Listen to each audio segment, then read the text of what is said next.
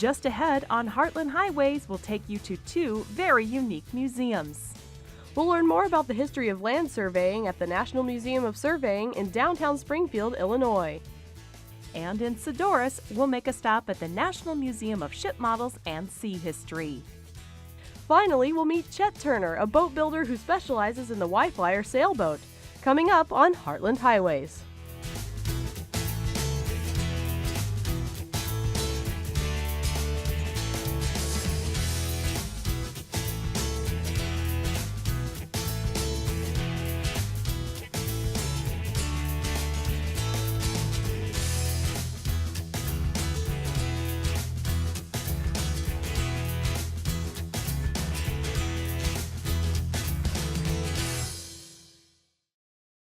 Thanks for coming along for another edition of Heartland Highways. I'm Lori Casey. And I'm Kate Pleasant. And this week we're going to kick off our episode with two adventures to two very unique museums. That's right. Located in historic downtown Springfield, Illinois, is a museum dedicated to an important part of American history. Now, Kate, George Washington, Thomas Jefferson, and Abraham Lincoln were, of course, U.S. presidents, but they also had something else in common. That's right. They were land surveyors.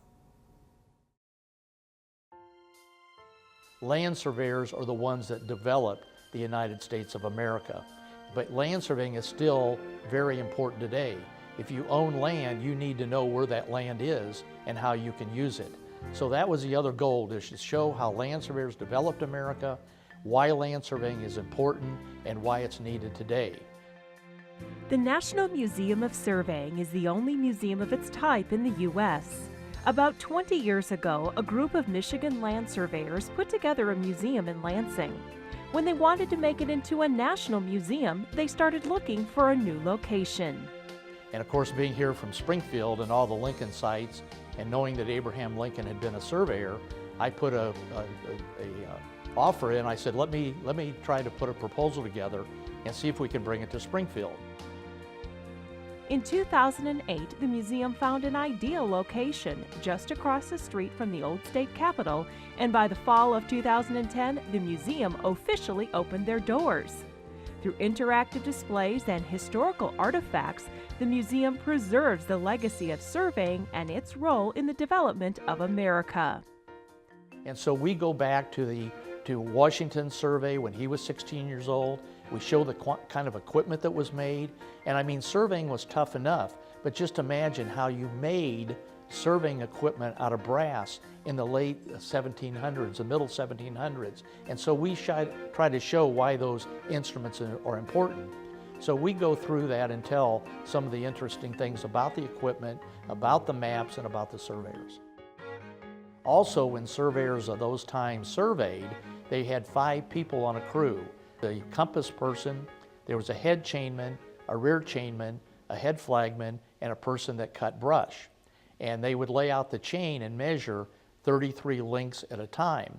Well, to remember how many times they would go 33 links, one of them had acorns in one pocket. They take the acorn out of one pocket and put it in the other pocket, and at the end of the day, they would count how many acorns they had, and that could tell how many 33-foot links they had gone. Because these people could read, write, and do math, in fact, 7 signers of the Declaration of Independence were land surveyors. So they were very prominent people. We have pictures of surveyors back in 1909, and they're in suits, vests, white shirts, and ties. And you think, outside surveying, why would you do that? Because they were very prominent people, and people held them that way, and they wanted to dress the part. Where state, county, city, and property lines start and end is the result of the land surveyor, but their skills were also used during the Civil War. The surveyors actually went out in the proposed battlefields and did sketches of what it looked like. They would then come back and meet with the generals, and the generals would plan the attack or where they wanted to be. Also, we have actual photographs of surveyors of the Civil War. We have a tent encampment of like an office where they would sleep. Abraham Lincoln's time as a surveyor is also displayed in the museum. He was responsible for the layout of 5 towns, 4 roads, and about 35 properties. Some feel it was surveying that helped his political career. Well, Lincoln ran for state representative in 1832. There were 14 candidates, but he lost. He came in 7th. He won New Salem, but he lost out in the county. John Calhoun looked him up in 1833 and asked him if he would be the deputy Sangamon County surveyor. So Lincoln became this surveyor in 1833, got out in the county, people got to know him, they trusted him as a land surveyor.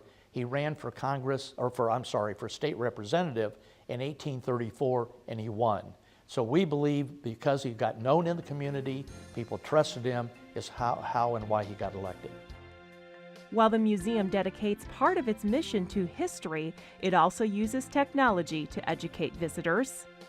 If you have a museum with a name like National Museum of Surveying, you need a hook. Well, our hook is called Science on a Sphere, and it's an exhibit by NOAA, National Oceanic Atmospheric Administration.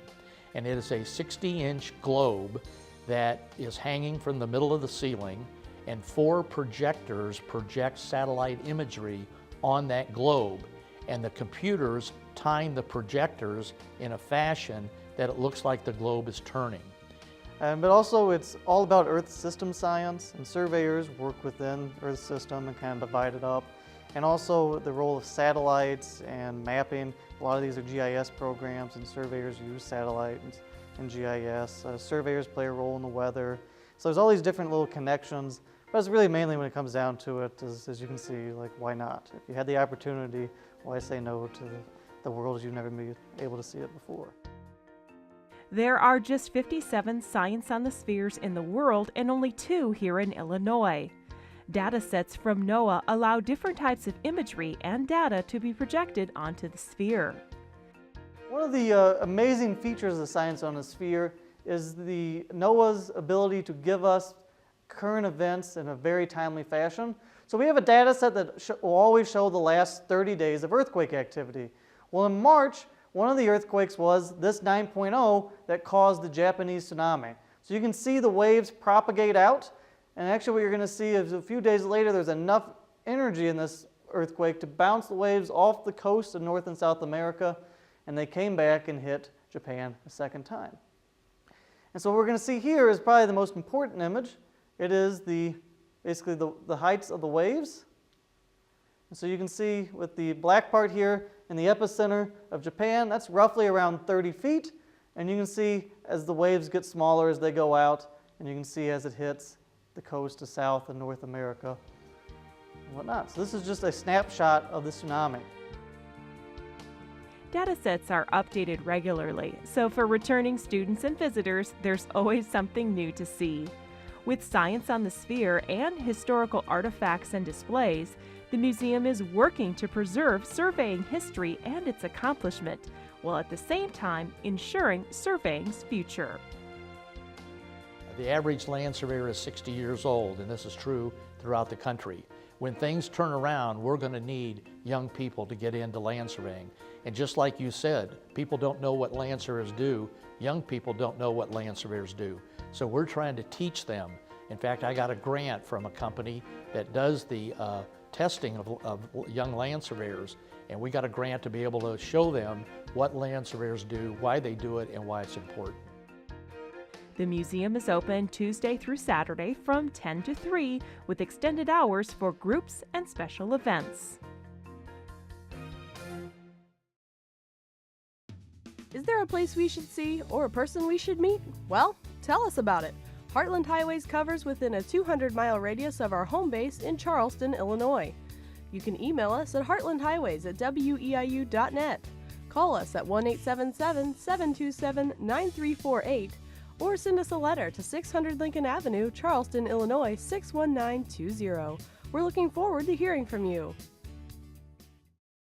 Our next stop is to Sadorus, Illinois. Now, this small town just south of Champaign also has a rather unique museum. In the middle of farm country, far away from any ocean or port, is the National Museum of Ship Models and Sea History. When I was a teenager, I built about 6 models, 3 of which were airplanes. They all crashed, and I said, enough of this. So I stayed with ship models, and then as I gradually grew up and got to realize the amount of history the world's history is really written in ships, all the way from dugout canoes to the space station. Combining a love for history and a career as an architect, Charles Lozar's interest in ship models has grown from a hobby into a one-of-a-kind museum. I started out collecting ship models when I was in college, and then my wife and I were in Europe for a couple of years and went around the world, and I collected a number of ships then. And then finally I had graduate studies in California. At that point in time, I was aware of the movie models, and I was able to make arrangements with Universal Studios to purchase 14 large movie models, and drove back from California with them in a big truck and my 4 children in another van. It was a long trip. When his collection outgrew his home, garage, and several other buildings, Charles decided to purchase a building to house the entire collection. We finally decided that we actually had to do something with all this big collection, because I had never actually seen everything together myself. So in about 1991, or 99, this building became available. And although it had a lot of space, the building itself was kind of a disaster, but still had a big history. So we purchased it for the space, thinking that we could spend about 6 months fixing it up and putting the models in it. And we didn't open until 3.5 years later. It was a much bigger job than I had anticipated, and as you'll see, many of the models are not quite finished yet. The building, which sits on the main street of Sadorus, was built in 1880 and served as a store, lodge, dance hall, and auction house. After some much-needed work and restoration, the collection was moved in and quickly filled up not only the first floor, but the second floor as well. The museum is filled top to bottom with just about anything and everything related to ships, including models, artwork, advertising, and artifacts. The one that you can't miss when you come in, which is the 27-foot long model of the Queen Mary, made patiently out of 1,000,000 toothpicks. Yes, it's difficult to understand why somebody would do that, but it is very unusual. And you can see the construction technique. It was built by Wayne Cousy. He lives in Chicago. Another model of very good interest is a 1963 model of Cleopatra's Barge, which was used in the movie Cleopatra with Richard Burton and Liz Taylor. On the second floor, we also have the original model, which is about 5 feet long, from the movie Ben-Hur, which was Charlton Heston. And then scattered throughout the museum, there are a number of rather well-done models that have been imported from England. One of a War of 1812 brigantine made out of teak and shipped to the House on the Rock in Wisconsin and purchased about 30 years ago. So many of these have been in storage for many years. My wife is very happy that they're out of the house now. About 80% of the models need restoration. Perhaps your cat got into the rigging and it didn't survive very well. And the larger movie models, like I had said, have been sitting out in Los Angeles at Universal's lot for 20 years before I bought them. So consequently, restoration takes quite a bit of time. From early sailing ships, steamboats, fishing vessels, battleships, and cruise ships, one can trace both the evolution of ship technology, but also the history of exploration. The sea has always been an effort to get from one side of land to another, to see what's over the hill or what's over the ocean. So you can explore as shipbuilding moves from the early days up until recent ones. You can explore not only history, who's in power, what kind of trade there is, but also the techniques of construction, from the adze to cut down the forests and form the keels of ships, to the development of underwater welding, recently used on the oil rigs. So when you're looking at the entire history of the world, the exploration of the world and the universe also continues. I've often thought that the next addition to the museum might be spaceships, because obviously in our imagery, exploring is part of our history. For Charles, who serves as the tour guide, restoration expert, and museum curator, there's still more work to be done, including expanding the collection.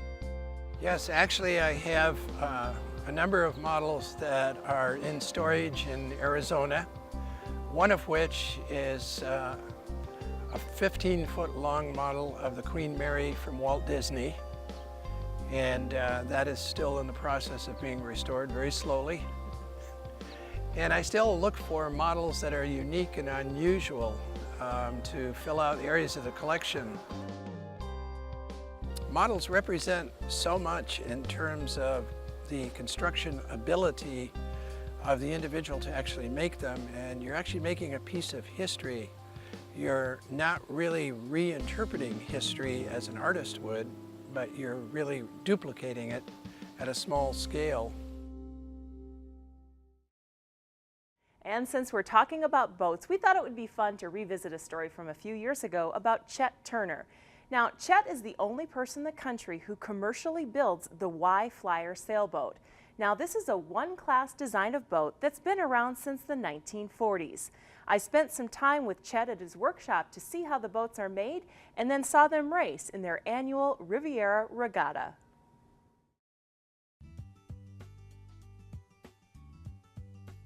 Until you've actually experienced it, it's just hard to explain the feeling that you get from making the machine do what you want it to do and being in control.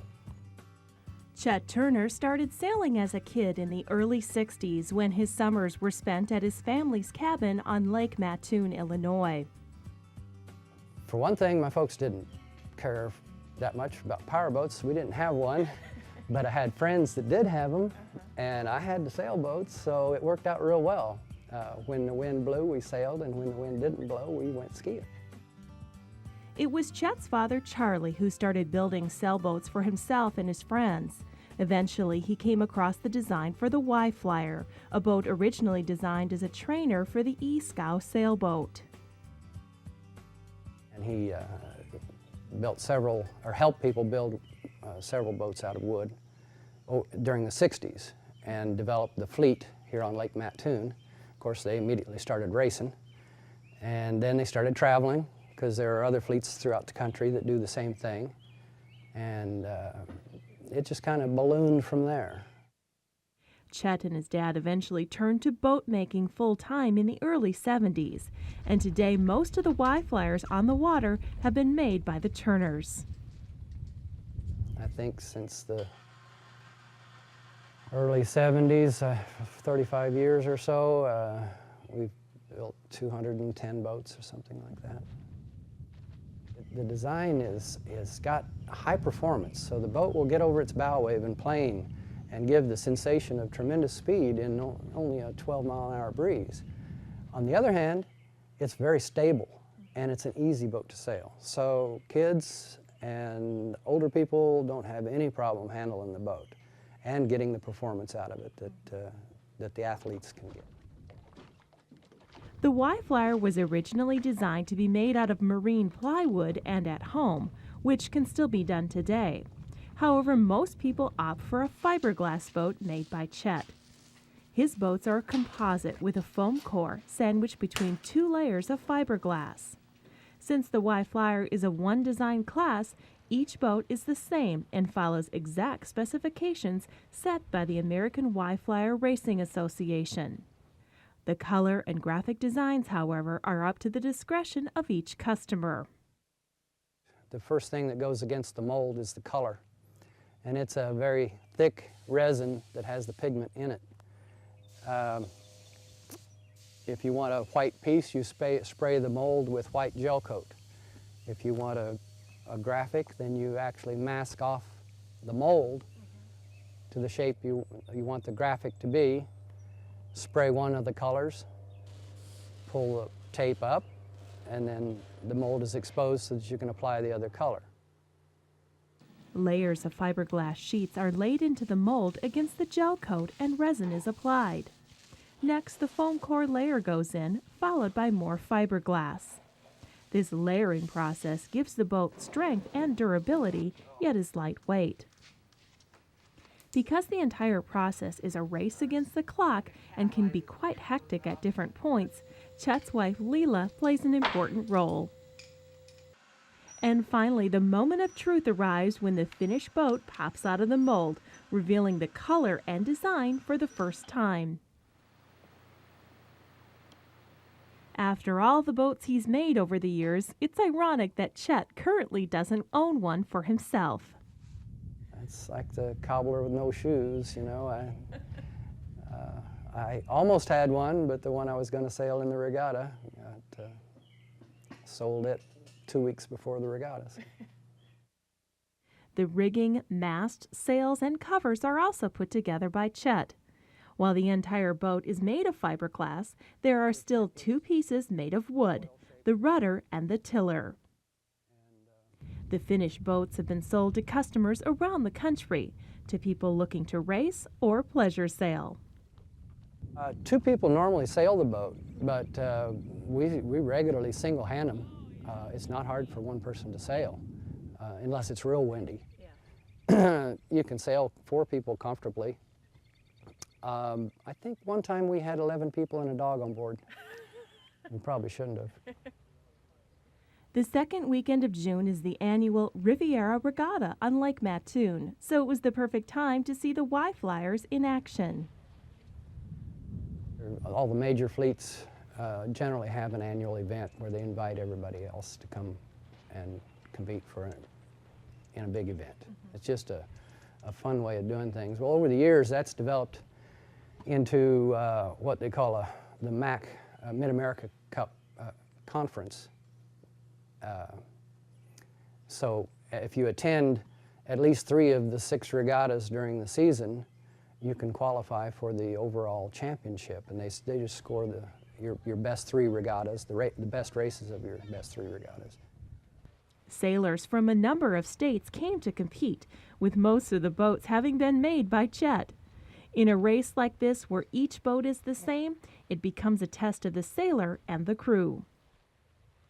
It's the guy with the big picture that can take it all in and has the experience and has the ability to handle the boat in that condition and put together all the details, whether it's knowing what your competition's going to do in a given situation, or knowing what to expect the wind to do, or positioning yourself to take advantage of the opportunities available. Since he started racing, Chet has won a number of national and international Y-Flyer races. In 1971, at age 17, he won the International Championship. Oh, I think I'm competitive, yeah. I may have slowed down a little bit, but I'm not far off the pace. More than winning a race, what brings these people together is a love of sailing that can be enjoyed by people of all ages from all walks of life. I think what keeps people, especially in the Y-Flyer class, keeps them coming back is the other people. It's just a great group of people nationwide. If you'd like to purchase a copy of any Heartland Highways program, contact us at 1-877-727-9348 during regular business hours. You can also visit our online store at WEIU.net or mail your order with payment to the address on your screen. DVDs are available for $25 each. Just let us know what show you're interested in by mentioning the story name or the person featured in the show.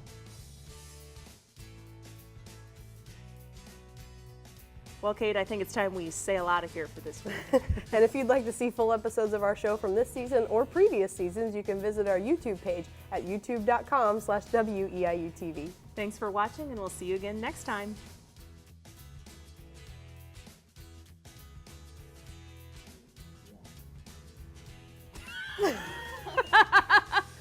3, 2, 1. Sorry. I could just be out of focus because I don't matter. Because she doesn't matter. She's been here for 10 years. We don't care about her anymore. Why did I? Sorry. Now you. It's after 1. I know. It's Do like you 2 go? o'clock. I've had food. I've been fed. My arm's about to fall It's nap asleep. time. Okay, you guys ready? Yep. Okay. Sorry, I might have to burp. Burp. Is the national musician. Very uncomfortable sitting like My arm's about to fall off. WEIU. I know. What is wrong with me? Apparently, I'm cutting off the blood to my brain as well as my arm. YouTube.com. YouTube.com. YouTube.com.